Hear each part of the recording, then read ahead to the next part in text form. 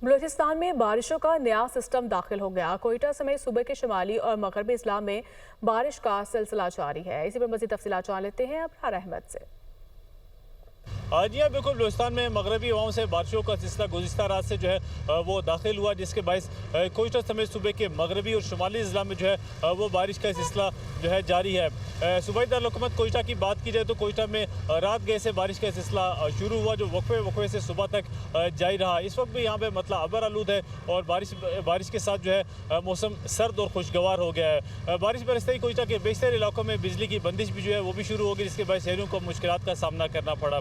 कोयटा के अलावा दीगर ज़िला की बात की जाए तो पशीन, किला अब्दुल्ला, किला सैफुल्ला, ज़ियारत, नौशकी और चमन और गिरदोनवा के जो इलाके यहाँ पे भी जो है वक्फे से बारिश का सिलसिला जारी है। महकमे मौसमियात के मुताबिक ये बताया गया है कि जो बारिशों का ये सिलसिला है ये आइंदा 24 घंटों तक जारी रहने का इम्कान है। जी।